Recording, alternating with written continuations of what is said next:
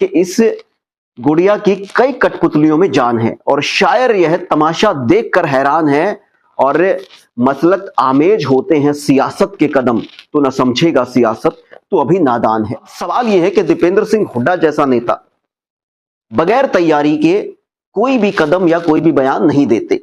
अगर उन्होंने इच्छा जाहिर की है कि वो विधानसभा चुनाव लड़ना चाहते हैं तो फिर जाहिर सी बात है उन्होंने वो सीट भी ध्यान में रखी होंगी। अगर उनको स्वीकृति मिलती है, अगर कांग्रेस आलाकमान की ओर से उनको ग्रीन सिग्नल मिलता है, हरी झंडी मिलती है, तो फिर वो आखिर कौन सी सीटें होंगी जहां से वो विधानसभा चुनाव लड़ेंगे। अगर वो दोनों चुनाव लड़ते हैं तो दीपेंद्र सिंह हुड्डा को भूपेंद्र सिंह हुड्डा ने अब आगे कर दिया है कि फिर अगर उन दोनों को चुनाव लड़ाया जाता है तो फिर दीपेंद्र सिंह हुड्डा को भी उसी ग्राउंड पे, उसी आधार पे चुनाव लड़ाया जाए जिस आधार पे उन दोनों को चुनाव लड़ाया जाएगा।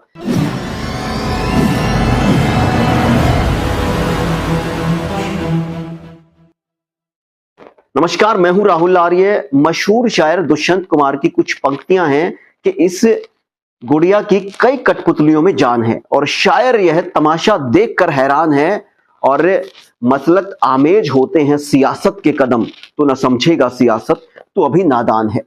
हरियाणा के अंदर विशुद्ध राजनीति का दौर चल रहा है और राजनीति की गहराई को कभी कभार मापा नहीं जा सकता। हरियाणा में तमाम घटनाक्रम के बीच में, चाहे वो भारतीय जनता पार्टी की टिकटें आने के बाद उनके इस्तीफों का दौर जारी हो, या फिर कांग्रेस की सूची का इंतजार हो, या फिर कांग्रेस में टिकट किसको मिलेगी उसका इंतजार हो, या फिर कांग्रेस के जो बड़े नेता हैं, जो सांसद हैं, वो चुनाव लड़ेंगे या नहीं लड़ेंगे उसकी बात हो, इस तमाम घटनाक्रम के बीच में रोहतक से सांसद दीपेंद्र सिंह हुड्डा ने विधानसभा चुनाव लड़ने की अंदर खाने ताल ठोक दी है, ऐसा सूत्र बताते हैं। अब दीपेंद्र सिंह हुड्डा विधानसभा चुनाव लड़ने की ताल क्यों ठोक रहे हैं, इसको लेकर माना जा रहा है कि जिस तरीके से कुमारी शैलजा और जिस तरीके से रणदीप सिंह सुरजेवाला राज्यसभा सांसद हैं, कुमारी शैलजा सिरसा से लोकसभा सांसद हैं, वो अगर विधानसभा चुनाव लड़ रहे हैं तो दीपेंद्र सिंह हुड्डा ने भी ताल ठोकी है कि सांसद होने के नाते अगर वो लड़ सकते हैं तो फिर सांसद होते हुए मैं चुनाव क्यों नहीं लड़ सकता।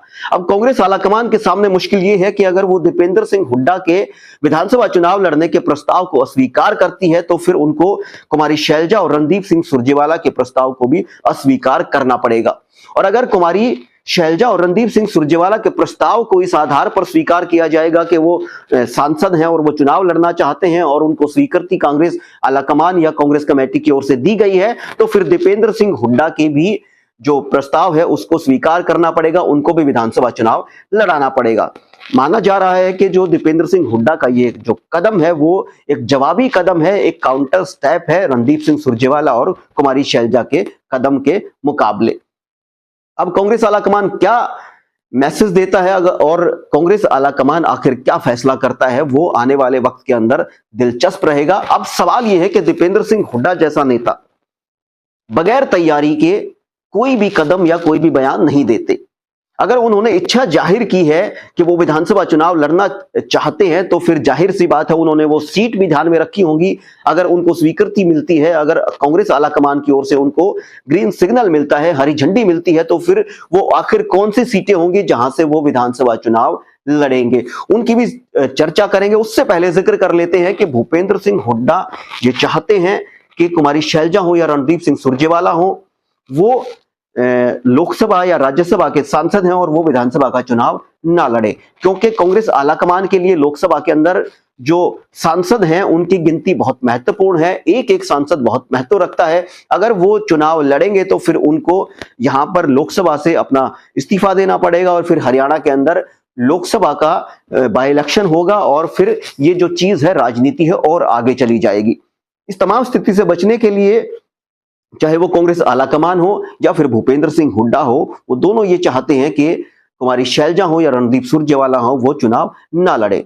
और अगर वो दोनों चुनाव लड़ते हैं तो दीपेंद्र सिंह हुड्डा को भूपेंद्र सिंह हुड्डा ने अब आगे कर दिया है कि फिर अगर उन दोनों को चुनाव लड़ाया जाता है तो फिर दीपेंद्र सिंह हुड्डा को भी उसी ग्राउंड पे, उसी आधार पे चुनाव लड़ाया जाए जिस आधार पे उन दोनों को चुनाव लड़ाया जाएगा।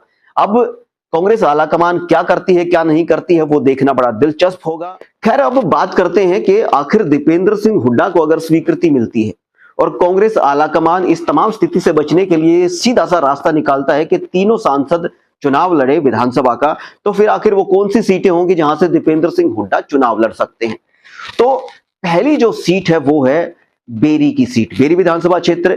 बेरी विधानसभा क्षेत्र से दीपेंद्र सिंह हुड्डा चुनाव लड़ सकते हैं, ऐसा सूत्र बताते हैं कि उन्होंने जो 2 सीटें हैं, उन 2 सीटों में से जो 2 सीटें ध्यान में रख के उन्होंने विधानसभा चुनाव के लिए अपना दांव चला है, अपना पत्ता फेंका है। तो उनमें पहली सीट है बेरी विधानसभा क्षेत्र से। बेरी विधानसभा क्षेत्र से लंबे वक्त से जो रघुवीर सिंह काद्यान है वो विधायक बनते आ रहे हैं, डॉक्टर रघुवीर सिंह काद्यान, मगर उनके लंबे समय से विधायक बनने के कारण वहां पर एंटी इनकम्बेंसी उनके खिलाफ है और बहुत सारे लोग ये कहते हैं कि किसी और को मौका मिलना चाहिए। और अगर वहां से दीपेंद्र सिंह हुड्डा चुनावी ताल ठोकते हैं, चुनाव लड़ते हैं, तो वो तमाम विरोध वहां पर खत्म हो जाता है। तो ये भी वजह है कि बेरी को उन्होंने वो चुन सकते हैं। उसके अलावा जो दूसरी सीट है वो है महम सीट।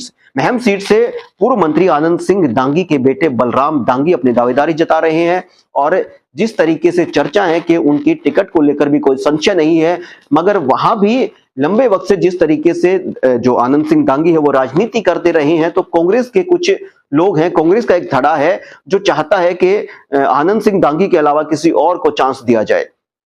अगर वहां से भी दीपेंद्र हुड्डा चुनाव लड़ते हैं तो फिर वहां पर भी वो जो विरोध है, वो असंतोष है, वो खत्म हो जाएगा। अब देखने वाली बात यह होगी कि सांसदों को चुनाव लड़ाया जाता है या नहीं लड़ाया जाता। उसके बाद सांसदों को चुनाव लड़ाया जाता है तो फिर दीपेंद्र हुड्डा के प्रस्ताव को स्वीकृति मिलती है या नहीं मिलती है, और अगर उनको स्वीकृति मिलती है तो फिर वो बेरी से चुनाव लड़ेंगे या फिर महम से चुनाव लड़ेंगे, वो देखने वाली बात होगी। अब जो राजनीति है, मैंने बताया कि विशुद्ध राजनीति का दौर हरियाणा के अंदर चल रहा है। राजनीति कौन सी करवट बदलेगी और कांग्रेस की राजनीति कौन सी करवट बदलेगी, इस पर सभी का ध्यान लगा हुआ है, सभी की निगाहें हैं। आज के लिए बस इतना ही। चैनल को सब्सक्राइब जरूर कर लीजिए ताकि हर अपडेट आप तक पहुंचती रहे। आज के लिए बस इतना ही, फिर हाजिर होंगे किसी बड़ी अपडेट के साथ। तब तक के लिए नमस्कार।